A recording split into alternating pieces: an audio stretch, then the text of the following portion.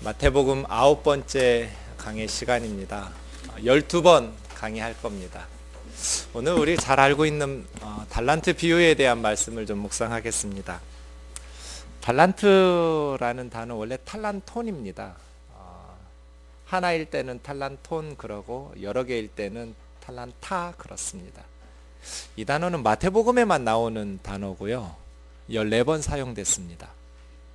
원래 이 탈란톤이라는 단어는 무게를 다는 중량을 다는 그런 단위였습니다. 그런데 이제 나중에 시간이 흐르면서 금이나 은과 같은 탈란톤에 해당되는 무게의 화폐 단위로 변화되게 된 것입니다. 1탈란트는 6천 드라크마입니다. 그러니까 1드라크마가 일용직 노동자의 하루 품삯이거든요. 유대인들은 안식일에는 일하지 않으니까 1년 365일 중에 한 300일 정도 일할 수 있다고 하면 6천 드라크마면 1달란트에 6천일 동안 일하고 모으는 그러한 수입입니다. 6천일 동안 모은다라는 것은 20년입니다. 굉장히 큰 액수입니다. 요즘 하루 일당이 한 10만 원은 져야 될 겁니다. 그러면 6억 정도, 1달란트가 6억 원 정도에 해당하는 큰 돈이죠. 20년어치의 수입, 20년 동안 벌어서 하나도 쓰지 않고 모으는 만큼의 큰 액수고요. 2달란트는 40년 동안 모아야 될 돈이고요. 5달란트는 100년 동안의 수입이니까 평생 모을 수 있는 돈은 아닙니다. 우선 14절과 15절을 같이 한번 읽어보겠습니다. 시작. 또 어떤 사람이 타국에 갈 때 그 종들을 불러 자기 소유를 맡김과 같으니 각각 그 재능대로 한 사람에게는 금 5달란트를, 한 사람에게는 2달란트를, 한 사람에게는 1달란트를 주고 떠났더니. 세 가지 사항을 이 말씀에서 알 수 있습니다. 첫 번째는 굉장히 많은 액수라는 것입니다. 그러니까 인간의 재량에 맡기시는 하나님께서 주시는 재능과 은사가 예수님께서 보실 때 굉장히 큰 액수들입니다. 우리 생각에는 하나님께서 우리 재량에 맡긴 것이 별로 안 되는 것 같지만 굉장히 큰 액수입니다. 호랑이나 사자나 독수리나 얘들의 재량에 맡기신 것이 이렇게 많지 않습니다. 사람은 로봇으로 만들지 않으셔서 우리가 선택하고 결정하는 우리 인생에 우리 재량 하에 두셨던 하나님께서 맡기신 것들이 굉장히 크다. 예수님 이렇게 말씀하십니다. 두 번째는 하나님께서 인간들에게 똑같이 주시지 않았다는 사실이죠. 물론 완전히 똑같지는 않지만 거의 비슷하게 동일하게 주시는 것들도 있습니다. 태양이나 공기나 물이나 생명이나 복음 이런 것들은 거의 비슷합니다. 어떤 사람에게는 더 많은 햇빛을 주시고 어떤 사람에게는 더 많은 공기를 주시고 이렇지 않죠. 거의 비슷하지요. 예수 그리스도의 복음도 그렇죠. 어떤 사람에게는 더 좋은 5달란트짜리 복음 주시고 어떤 사람에게는 1달란트짜리 복음 주시고 그렇지 않습니다. 생명도 그렇습니다. 이렇게 하나님께서 사람들에게 거의 비슷하게 공평하게 나눠주시는 것들도 있지만 어떤 것들은 어떤 사람에게는 1달란트, 어떤 사람에게는 2달란트, 어떤 사람에게는 5달란트 이렇게 차등 지급하는 것들도 있습니다. 대표적으로 부모입니다. 어떤 사람에게는 좋은 부모, 5달란트와 같이 좋은 부모와 가정 환경에서 태어나지만 어떤 사람은 정말 몹쓸 부모 밑에서 태어나는 아이들도 있지요. 건강도 그렇습니다. 몸에 장애를 가지고 태어나는 아이들 있습니다. 건강하게 태어나는 사람들도 있죠. 다릅니다. 그런 의미에서 하나님은 공평하신 분이 아닙니다. 이 세상에 태어나면 다른 것들을 가지고 태어납니다. 시험이라도 한번 보셨으면 공평하게 느꼈을 것 같은데 너 시험 못 봤으니까 1달란트, 넌 잘 봤으니까 5달란트 그런데 하나님께서 태어나게 하실 때는 시험을 보시고 이렇게 결정하지도 않습니다. 그냥 어떤 사람은 1달란트로 타고납니다. 어떤 사람은 5달란트를 타고 태어납니다. 그래서 문제가 좀 생기죠. 오늘 사건도 그래서 생긴 말씀이지요. 세 번째, 여기서 알 수 있는 것은 주인이 14절에 보니까 타국에 갔어요. 지금처럼 비행기가 있는 시절도 아니어서 외국으로 갔으면 돌아오는데 금방 돌아올 수 없어요. 19절에 나와 있는 것처럼 오랜 후에 주인이 돌아왔어요. 이거 지금 재림 본문이거든요. 재림에 대해서 예수님께서 5가지 비유를 주신 중에 4번째 비유예요. 예수님이 주인이 돌아온다라는 것은 예수님이 재림하신다는 것인데, 외국에 간 주인이 오랜 후에 돌아오는 것처럼 예수님의 재림이 금방 임하지 않고 오랜 시간이 걸릴 거라는 것을 암시하고 있어요. 그러니까 사람들은 주인이 안 돌아올 것으로 생각해요. 너무나 오랫동안 안 오니까 주인은 영영 안 돌아오실 거라고 생각하면서 사는 사람들이 많아요. 재림은 무슨 재림, 지구의 종말은 무슨 종말, 이대로 그냥 쭉 가는 거지. 그러나 주인은 반드시 언젠가 돌아와요.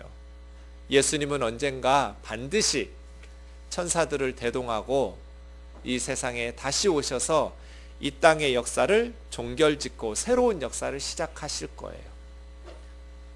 외국에 갔어요. 그래서 오랜 후에 돌아와요. 16절에서 18절 우리 같이 한번 읽어보겠습니다. 그렇게 세 사람에게 달란트를 각각 차등 지급하고 떠났어요.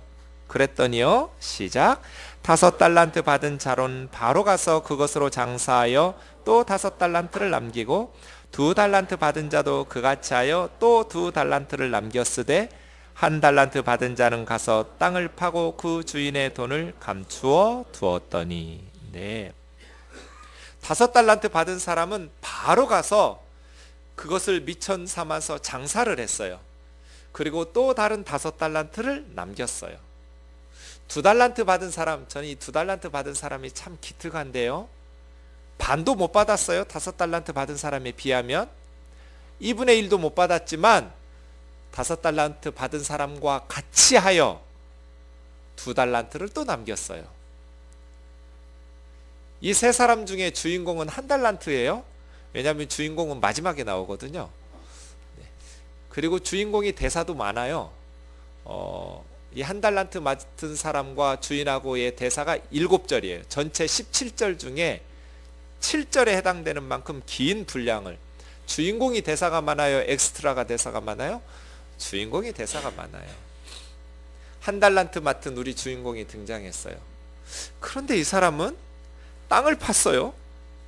앞 사람들은 그걸 미천 삼아서 장사를 해서 이익을 남길 생각하고 열심히 일했는데 이 사람은 땅을 파고 묻었어요.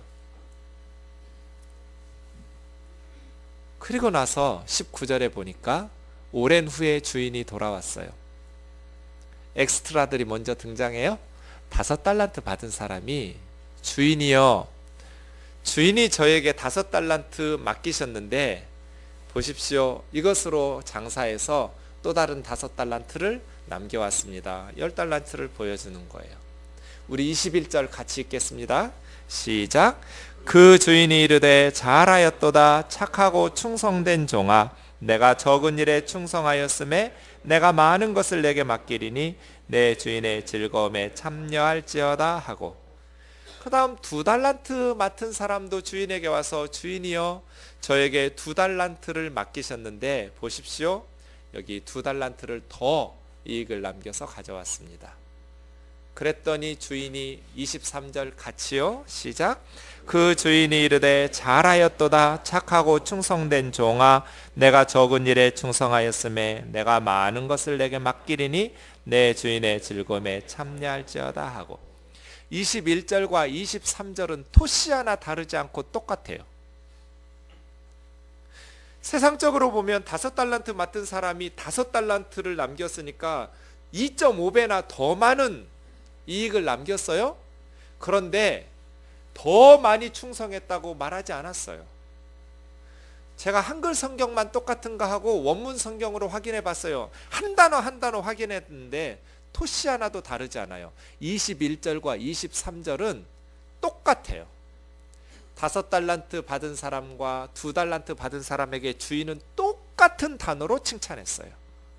이것을 주목하셔야 돼요. 그런데 1달란트 받은 사람,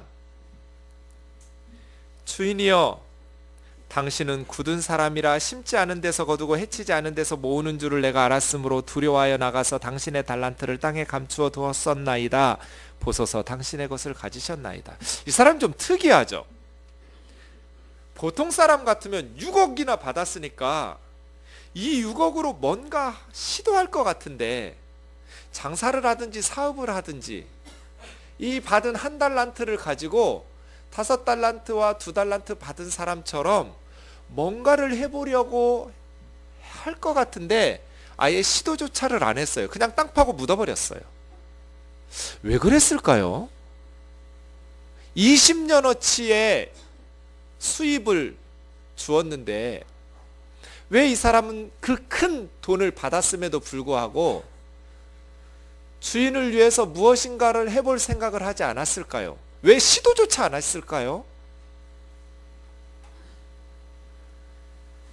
이 사람의 대답에 나와 있는데요. 24절 25절에 주인에 대한 잘못된 이해 때문이죠. 이 사람이 왜 땅 파고 돈을 묻었냐면 주인을 그렇게 생각했기 때문이에요. 당신은 굳은 사람이라, 딱딱하게 굳은 인색한 사람이라는 거예요. 찔러도 피 한 방울 나오지 않는 엄한 사람. 당신은 찔러도 피 한 방울 안 나오는 분입니다. 그 다음이요, 심지 않은 데서 거두고 해치지 않은 데서 모으는 줄 알았으므로 내가 두려워해서 땅에다 묻었습니다. 받으십시오. 당신 겁니다. 이거 농사 이야기인데 무엇인가를 씨앗을 심어야 거두죠.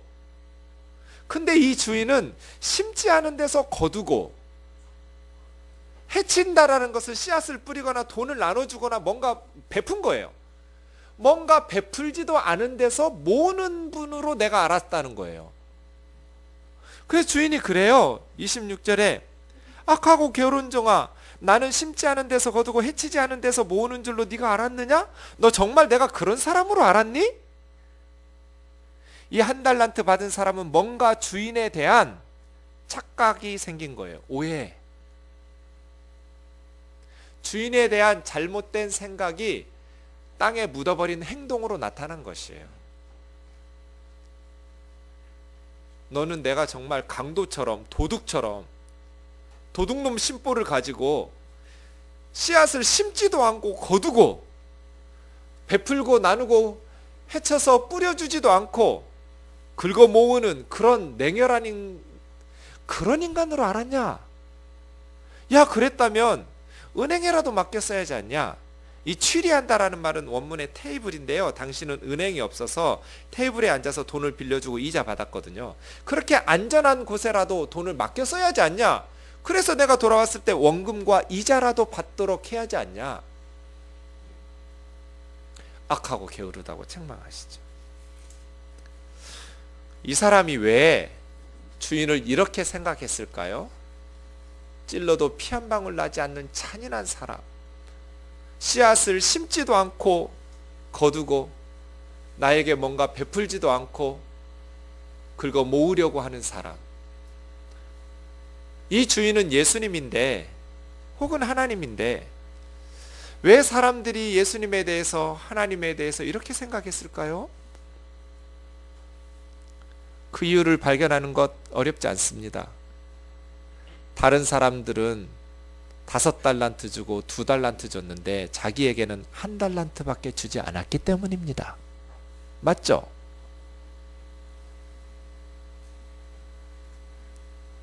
그러니까 주인은 나에게만은 유독 잔인하리만큼 인색한 사람, 나한테 뭔가 심은 게 있으셔야 내가 하나님 앞에 드리지, 나한테 뭔가 투자하신 것이 있으셔야 이런 부모 만나게 하고, 이런 가난한 집안에서 태어나게 하고, 이런 연약한 몸으로 태어나게 하고, 이런 나라에서 태어나게 해놓고 나에게 뭘 기대하신단 말인가? 하나님은 굳은 사람, 나에게 뭔가 하나님께서 선한 열매를 기대하셨다면 내 인생에도 저 사람들처럼 2달란트는 주셔야지 라고 생각하고 주인에 대해서 틀어져 버린 거예요. 그래서 아무것도 안 한 거예요. 이 사람 성격 괜찮은 사람이에요. 저 같으면 받는 즉시 패대기를 쳤을 텐데 주인이 떠난 후에 땅 팠어요. 얘 괜찮은 애예요. 저 같으면 그걸로 마음껏 먹고 즐기고 1달란트 가지고 나를 위해서 살아버렸을 것 같은데 주인 거 원금 손실 안 시켰어요. 그냥 그대로 돌려줬어요. 예수님은 이 사람에게 3가지 평가했어요. 아마 우리 인생에도 이 3가지 기준으로 평가하실 것 같습니다. 26절에 2가지, 30절에 1가지. 악하고 게으른 종아, 이 무익한 종을 바깥 어두운 데 내쫓으라. 거기서 슬피 울며 이를 갈미 있으리라. 생각해보면 이 사람이 악한 사람이에요? 악한 것 같지는 않아요. 이 비유 속에 1달란트 받은 사람이 악한 행동을 하지는 않았어요. 남을 때리거나 죽이거나 도둑질하거나 살인하거나 이러지 않았어요. 그래서 악하다 선하다라는 단어는 설명이 필요한 단어예요. 성경에서 말하는 악하다 선하다라는 뜻은 행동이 아니에요. 관계예요, 관계. 예컨대 창세기 1장에 보시면 하나님께서 만드신 날마다 둘째 날을 제외하고 보시기에 좋았더라, 그런 평가를 내리셨는데 우리 한글은 좋았더라이지만 원문은 토오브, 선하다예요. 근데 이상해요. 첫째 날 빛을 만드시고 그 빛이 무슨 행동을 했다고 선하다 그랬어요. 셋째 날 식물들 만드시고 뭐 그 나무들이 무슨 선한 행동을 한 것 같지도 않은데 그냥 만드시자마자 선하다 그랬어요. 넷째 날 해, 달, 별들을 보시고 선하다고 하셨고, 다섯째 날 새들과 물고기들 보시고 뭐 새들이나 물고기들이 어떤 착한 행동을 한 게 아니에요. 그냥 만들어졌어요. 창조되고 선하다 그랬어요. 여섯째 날 짐승들과 사람을 선하다 그랬어요. 착하다는 뜻은 하나님과 바른 관계에 있다는 뜻이에요. 어떤 행동이 아니라. 이 1달란트 받은 사람은 주인과의 관계가 틀어졌어요. 악한 행동을 해서라기보다는 주인과의 바르지 못한 관계 속에서 주인을 원망하고 불평하면서 악하다는 거예요. 저와 여러분의 삶이 하나님과의 바른 관계 속에 살기를 주의 이름으로 축원합니다. 그게 착한 거예요. 두 번째는 게으르다라고 했어요. 게으른 종아, 부지런하게 살아야 돼요. 따라해 보세요. 죽으면 썩을 육신 뭐하러 아껴? 우리 어머니 말씀이에요. 죽으면 썩는데 이 몸 뭐하러 아껴? 하나님 쓰시고 싶을 때 마음껏 쓰시도록 부지런해야 돼요. 게으르면 안 돼요. 그리스도인들은 공부를 해도 목숨 걸고 해야 되고 일을 해도 목숨 걸고 해야 돼요. 대충 이게 제일 무서운 곤충이에요. 뭐든지 대충 하면 대충밖에 못 살아요. 하나님은 그걸로 우리 평가하실 거예요. 아이들을 키워도 정성껏, 예배를 한 번 드려도 정성껏 제대로 드려야 돼요. 얼마나 성실하게 살았냐, 게으르지 않고 부지런하게 살았냐, 이걸로 평가하실 거예요. 세 번째는 얼마나 유익했냐. 이 무익한 종을 버려라, 내쫓아라. 하나님과 다른 사람들에게 나는 얼마나 유익한 존재인가. 사랑하는 형제 자매 여러분, 이것이 달란트 비유입니다. 자, 그럼 어떻게 살까요? 우리는 2달란트와 5달란트 맡은 사람처럼 살아야 되죠. 1달란트 받은 사람처럼 살고 있다면 회개하고 오늘부터 생각 바꾸고 하나님에 대해서 그만 토라지고 2달란트, 3달란트 받은 사람처럼 열심히 살아야죠. 어떻게 살아야 될까? 어떻게 달란트를 남길 수 있을까? 장사를 하란 말인가? 예수님이 문자적으로 가서 장사하라고 그것을 말씀 순종이라고 하시지는 않을 테니까 그럼 어떻게 달란트를 남길 수 있는가? 우선 이 달란트 비유를 읽을 때마다 우리는 그런 생각이 듭니다. 나는 몇 달란트일까? 나는 하나님이 몇 달란트나 주셨을까? 그런데 그거 좋은 질문 아닙니다. 정말 중요한 것은 몇 달란트를 받았느냐가 아니라 나에게 주신 달란트로 어떻게 사느냐 하는 겁니다. 1달란트 받은 사람이 24절에 와서 20절과 22절에 5달란트와 2달란트 받은 사람처럼 말했다면, 주인님, 제가 주신 1달란트로 장사해서 1달란트 가지고 왔습니다. 2달란트를 주면서 했다면 25절도 21절, 23절하고 똑같이 토시 하나 안 다를 것 같아요. 잘했더라 착하고 충성된 종아. 그런데 1달란트 받은 사람은 다른 사람들보다 적게 주었기 때문에 주인에 대해서 원망과 불평으로 아무것도 안 한 거거든요.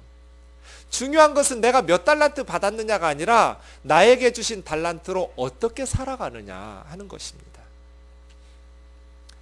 저는 아버지를 닮아서 그런지 머리가 빨리 하얘졌어요. 염색 안 하면 제가 머리가 아주 하얗습니다. 그래서 염색을 합니다. 염색하는 가게 아주머니가 지난주 수요일에 우리 교회에 왔어요. 교회 다니신 지 얼마 안 된 분이에요. 우리 교회는 아니에요. 그런데 이분이 예배 끝나고 가면서 편지 하나 주고 가셨어요. 읽어보니, 목사님, 우리 큰언니 딸이 암에 걸렸는데 말기 암이어서 너무나 가난하고 너무나 어려운데 KBS 사랑의 리퀘스트에서 이렇게 모금해준 돈으로 수술을 받았는데 효과가 없어서 이제 병원에서는 1-2달밖에 남지 않았다고 합니다. 그런데 이 아이가 아직 예수님을 믿지 않습니다. 저 좀 도와주십시오. 그래, 그런 편지예요. 이분이 아직 신앙생활 한지 오래되지 않아서 자기 목사님에게 이런 부탁을 하기도 부담스러워하는 분이에요. 그런데 저는 자기 가게의 고객이잖아요. 가게 손님이 하면서 뜬두께 목사님인 줄 아니까 대화를 하면서 이렇게 염색하고 있으니까 용기를 낸 거예요. 자기가 예수님의 복음을 전할 믿음도 없어요. 아직 1달란트가 안 돼요. 그런데 조카는 죽어가요. 자기 집안에 예수님 전해줄 사람이 하나도 없어요. 그 아이 엄마는 이혼하고 신랑이 애들 버리고 떠났어요. 딸이 9살이고 아들이 8살이에요. 그런데 이 애기 엄마가 죽어가는 거예요. 제가 당장 가자고 그랬어요. 목사님 멀리 있는데요. 병원이 어디냐고. 일산인데요. 일산 멀지도 않다고. 목사님 바쁘신데 목사에게 이거보다 더 급하고 중요한 일은 없다고. 갑시다. 의식이 없다가 깼다가 하는데 의식 없어도 괜찮다고. 의식 없으면 그냥 기도하고 오겠다고. 그리고 병원에 월요일에 갔어요. 이 아주머니가 얼마나 기도를 열심히 하셨는지 제가 가서 할 일이 없었어요. 이미 준비가 끝났어요. 하나님께서 준비 다 해놓으셨어요. 이 믿음의 달란트가 없는 이제 교회 나가기 시작한 자기 믿음도 추스리기 힘든 이 아주머니가 얼마나 열심히 기도를 하셨는지 제가 갔더니 의식이 있었겠어요? 없었겠어요? 의식이 너무나 좋았어요. 설암이에요.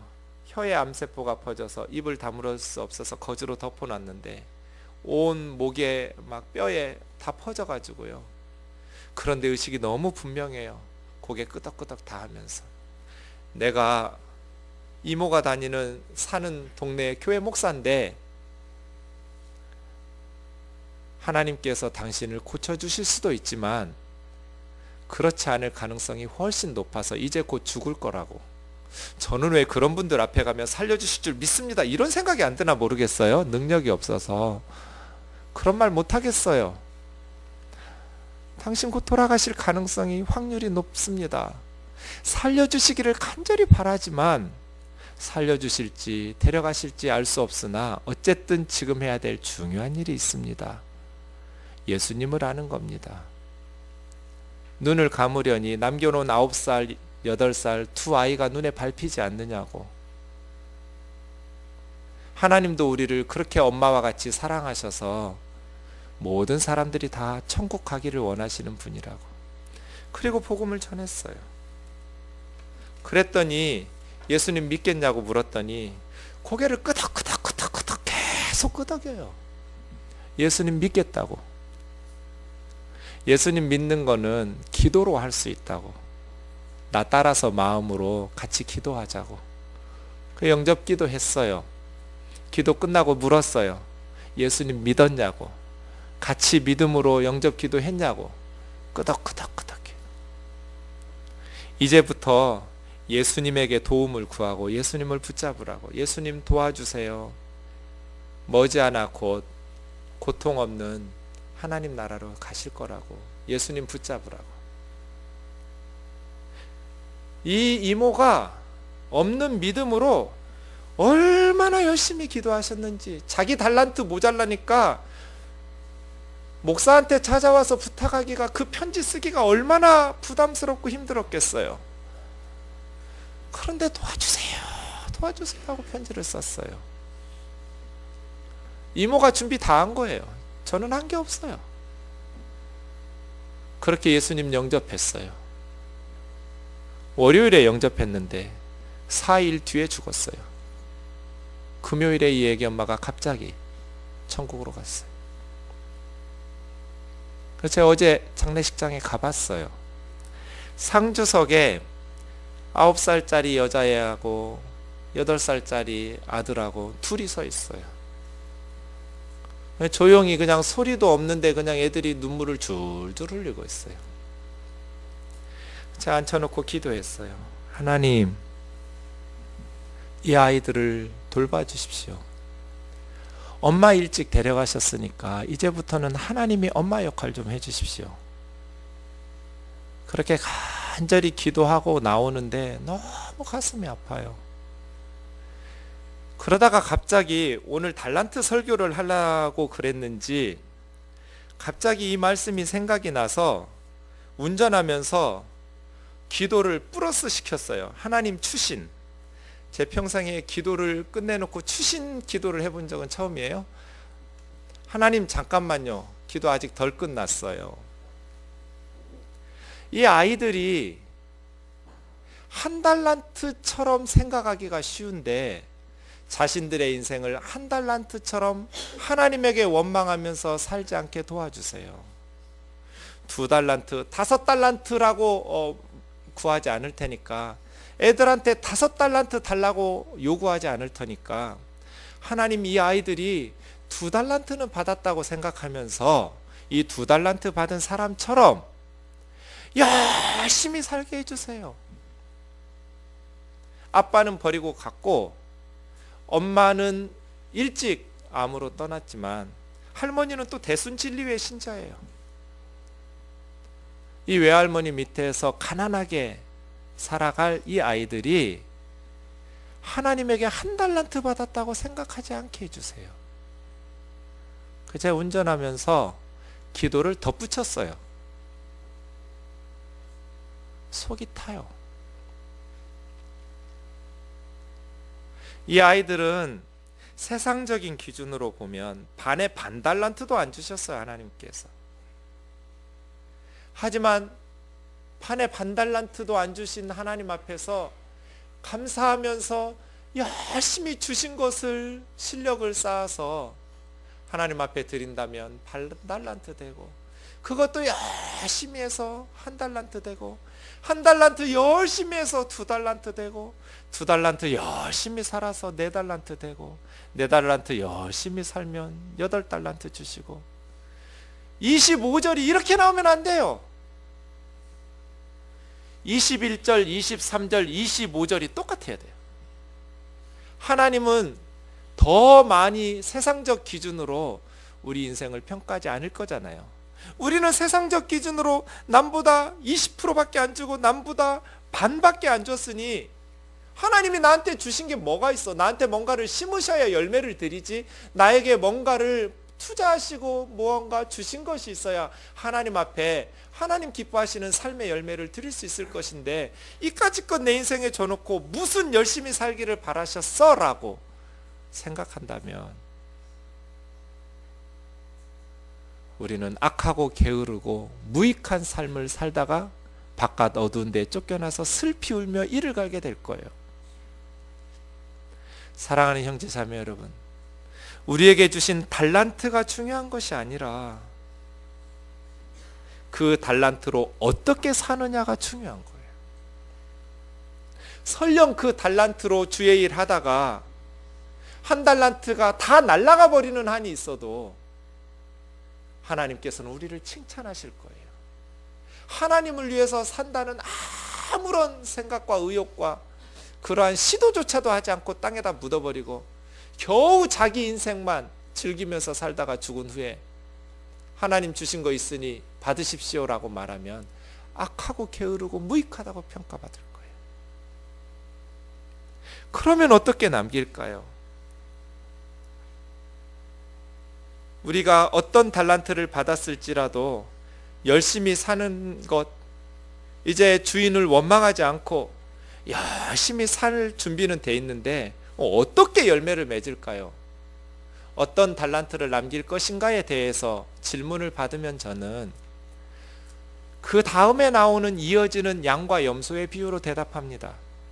오늘 4번째 비유고 그 다음 비유가 마지막 5번째 비유인데 31절에서 46절에 보면 달란트 비유에 이어서 예수님께서 임금으로 등장합니다.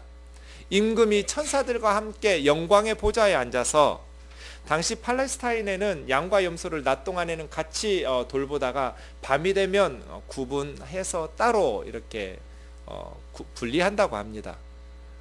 임금이 와서 마지막 심판의 날에 의인들은 양과 같이 오른쪽에, 악한 사람들은 왼편으로 분리시킬 거다. 오른쪽에 있는 사람들에게 말할 거다. 의인들아, 태초부터 너희를 위하여 예비된 하나님의 나라에 들어가라. 너희는 내가 굶주릴 때 먹을 거 주고, 목마를 때 마실 거 주고, 헐벗을 때 옷 갖다 주었고, 병들었을 때 찾아와 주었고, 나그네로 정처 없이 집 없이 떠돌아다닐 때 너희 집에 불러들여서 살게 해줬고, 감옥에 있을 때 찾아와서 돌봐주었다. 당신은 감옥에서 이렇게 밥이 3끼 안 나와요. 밖에서 돌봐줘야 되고, 기독교인들이 특히 돌봐주다가 다시 체포당해서 위험당할 매우 위험한 일이죠. 6가지로 말했어요.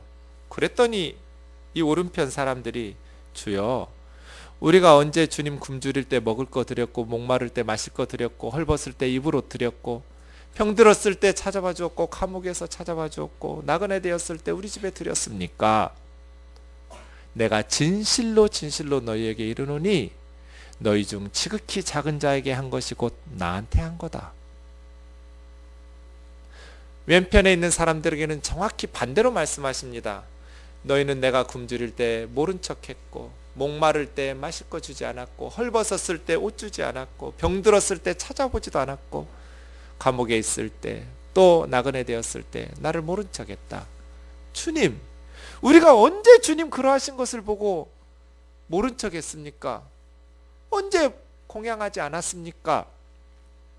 내가 진실로 너희에게 말하노니 너희 중 지극히 작은 자에게 하지 않은 것이 나한테 하지 않은 거다. 우리가 어떻게 달란트를 남기는 삶을 살 수 있을까요? 교회에다가 열심히 하는 거 아닙니다. 그래, 이제부터는 교회에다가 열심히 헌금을 해야지. 그게 많은 달란트 내는 거야. 아, 목사님한테 잘해야지. 그것이 먼저 그의 나라와 의를 구하는 거야. 아닙니다. 제발 목사한테 좀 그만하세요. 너희 중 지극히 작은 자에게 한 것이 나한테 한 거다. 제가 성경 공부 시간에 했더니 어떤 분이 목사님 이거 성경 공부에만 하면 어떡합니까? 우리들은 알았으니까 설교 시간에도 하셔야죠. 그래서 해요. 저 데리고 식당 가면 제발 저한테 목사라고 부르지 좀 마세요. 안 믿는 사람들 같이 앉아서 있는데 새파랗게 젊은 목사 데리고 와서 나이 드신 장로님 권사님들도 목사님 목사님 하면서 상석에 앉히고 맛있는 반찬 제 앞으로 다 밀어놓고, 그럼 낯이 뜨뜻해요. 그냥 제가 알아서 앉을 테니까 그냥 그 자리에 앉게 좀 제발 저 좀 내버려 두세요. 눈치껏 봐서 앉으니까요. 저도 나이 계산해서. 젊은 목사를 목사님 목사님 하면 안 믿는 사람들이 볼 때 참 목사님 좋겠다 그러지 않겠어요? 식당에 가서 큰 소리로 기도 좀 하지 마세요. 저한테 기도하라고 하지도 마세요. 제가 속으로 기도해도 하나님은 귀가 밝으셔서 다 알아들으세요. 안 믿는 사람들이 없으면, 다른 손님들이 없으면 주인에게 양해를 구해서 제가 기도 좀 해드려도 되겠느냐고. 하지 말라고 한 사람 아무도 없어요. 그런 주인은. 그럼 괜찮아요. 그런데 다른 테이블에 손님들이 있는데 예수 믿는 사람들이 우르르 몰려와서 큰 소리로 기도하면 좋겠어요? 그건 무익한 거예요. 하나님과 다른 사람들에게 유익해야죠. 장례식장에 가서도 마찬가지예요. 지금 와서 문상하고 있는데 교회 다니는 사람들이 수십 명이 우르르 몰려와서 그럼 정말 잘못 왔다 그러지 않겠어요? 좀 빨리 오거나 늦게 올 걸. 문상을 못 해야 돼요. 그럼 패기치는 거예요. 조용히 조문하고 있는데 예수 믿는 사람들이 노래 부르고 있고 자리 차지하고 있고. 그래서 먼저 그분들을 배려하고 양해를 구해야 돼요. 제가 교회 목사인데 유가족을 좀 위로하러 예배 드리겠습니다. 괜찮겠습니까? 지금까지 한 번도 드리지 말라는 사람을 본 적이 없어요. 저는 목사님 어서 드리라고 한마디만 해주면 되잖아요. 미안한데 우리 예배 좀 드리겠다고 조용히 경건하게 예배 드리고 얼른 빠져나오고.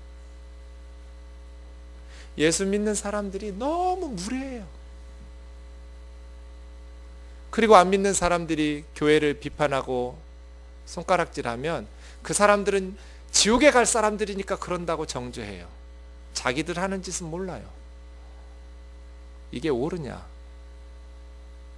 아닙니다. 달란트 남기라니까 목사한테 잘하고 교회에다가 시간과 물질을 많이 쏟아 부으라는 게 아닙니다. 너희 중 지극히 작은 자들에게. 따라합시다. 생각은 지구적으로, 행동은 지역적으로. 들어보셨죠? 우리가 지하에 작은 교회 다니지만 생각도 우물한 개구리처럼 작으면 안 됩니다. 지구적으로 생각하고 넓고 길게 봐야 돼요. 그러나 행동은 민족 복음만이 세계 선교니 이런 거대 담론만 떠들어댈 것이 아니라 교회가 서 있는 그 지역에서 안 믿는 사람들에게 칭찬받도록 행동해야 돼요. 달란트 남기려니까 열심히 기도하고 열심히 돈 벌어서 사업 성공해가지고 어떻게든지 한 방에 성공해서 많은 일을 하겠다 꿈꾸지 마세요. 너희 중 지극히 작은 자에게 한 것이 나에게 한 것이다. 여유가 있는 건물주라면 내 집에 새 들어 사는 사람들 가능하면 새를 올리지 않는 거예요. 그것이 지극히 작은 자에게 한 것이고 예수님에게 한 거예요. 그게 달란트 남기는 거예요. 유익하게 하나님과 사람들에게. 그거 잔인하게 더 올려받아가지고 교회다가 헌금 많이 하는 게 그게 달란트 아니란 말이에요. 그래야 예수님을 믿죠. 사장님들의 사명, 사장님들이 달란트 남기는 거는 열심히 잔인하게 직원들 월급 이렇게 짜게 해가지고 헌금 많이 하는 게 달란트가 아니에요. 여러분의 사명, 교회는 내가 알아서 할 테니까 여러분 회사 알아서 하세요. 우리 각각 빠이빠이 하면서 각각 자기 나와바리 책임지면 돼요. 여러분의 사명은 직원들한테 잘하는 거예요. 다른 회사보다 더 월급 많이 주는 거. 열심히 사업해서. 그래야 예수 믿죠. 우리 사장님 예수 믿는 사장이야. 달라. 그게 달란트예요. 달란트는 세상에서 인색하게 해서 교회다가 헌금 많이 하는 게 아니랍니다. 그럼 나는 없으니 못하는가? 그렇지 않아요. 요즘 꽃이 참 많죠. 제가 가보니까 그냥 화분 하나에 2,000원, 3,000원짜리도 참 예쁜 꽃들이 많아요. 그런데 교회다가 주일에 꽃꽂이 한다고 그걸 깎아요. 제발 물건 사면서 집사님, 권사님 하지 마세요. 목사님 좀 부르지 좀 마요. 나 좀. 목사님을 목사님이라 안 부르고 뭐라고 부를까요? 과장님으로 불러주세요. 제가 작년 여름에 중국 선교 갔는데 선교사님들이 제가 목사라고 부르면 추방당해요. 그래서 직함을 만들어야 됐어요. 대부분 담임 목사님들을 사장님이라고 부른대요. 그래서 정사장님하고 부르길래 나 싫다고. 우리 청년부 주체니까 우리 청년부 담당 박 목사님이 박 사장님하고 나는 꼽사리로 끼어왔으니까 나는 정 과장님으로 불러달라고. 그래서 4박 5일 동안 정 과장님인데 너무 좋은 거예요. 식당에 가도 정 과장님, 다 정 과장님이니까 부담이 없어요. 식당을 데리고 가든 하여간 밖에서 저 만나면 과장으로 불러주세요. 제발 목소리도 커가지고 목사님 불러가면서 물건 깎고 새파랗게 젊은 목사 상석에 앉혀놓고 목사님 나 그렇게 떠받들지 말고 너희 중 지극히 작은 자들에게 해라. 그것이 예수님의 대답이죠. 사랑하는 형제 자매 여러분, 좀 정신 좀 차리고 삽시다. 예수 믿으면 왜 다 이상하게 집단적으로 맛이 가버리는지 모르겠어요. 교회 오래 다니면 다닐수록 이상해져요. 근데 그 이상한 것이 아름답게 이상해져야 되는데 너무 싫어요. 그래 놓고 안 믿는 사람들 정죄하고 책망하고 손가락질하면 안 되잖아요. 우리가 바르게 살아야 믿지 않는 사람들이 예수 믿을 수 있잖아요. 1달란트 주셨지만 열심히 삽시다. 생각 조금 바꿔보세요. 2달란트, 5달란트 받은 사람이 내 아들이나 딸이라고 생각해 보세요. 내 거라도 더 주라고 하나님 정말 고맙다고 내 아들, 딸 2달란트, 5달란트 주셨으니 감사하다고 그러지 않겠어요? 남이라고 생각하는 타인의식이 있으니까 싫은 거거든요. 또 생각을 이렇게 바꿔보세요. 저 아이들은 조금 부족하니까 좋은 부모에 5달란트 주셨다. 나는 하나님이 더 인정해 주셨으니까 1달란트로도 행복하게 실력 있게 살 수 있도록 인정해 주셨으니 이런 어려운 형편에서 태어나게 하셨다. 그렇게 생각할 수도 있잖아요. 또 이렇게 생각할 수도 있어요. 하나님께서 나에게는 작은 분량에 조금 부족하니까 그거 열심히 하도록 5달란트 받은 사람들은 좋은 것도 있지만 얼마나 그만큼 더 힘들고 책임감이 무거울까. 그러나 그 일 잘 감당할 수 있다고 판단하셔서 하셨으니 열심히 기도해 주면서 그들은 그들의 역할을, 나는 나의 자리에서 나의 역할을 열심히 감당하자. 그러면 하나님은 21절이나 23절이나 똑같이 잘했다고 착하고 충성된 종이라 칭찬하시는 분이니 용기를 내자. 생각을 조금만 바꾸면 돼요. 꼭 그렇게 하나님한테 성질 내고 나한테 뭐 해준 게 있다고 나한테 바라느냐고 이렇게 대들으셔야겠어요? 마지막으로 묻겠습니다. 여러분 그동안 몇 달란트 받은 사람처럼 살아오셨습니까? 그리고 앞으로는 어떻게 사시겠습니까? 뜨인돌 찬양 24장 부르고 묵상 기도하겠습니다.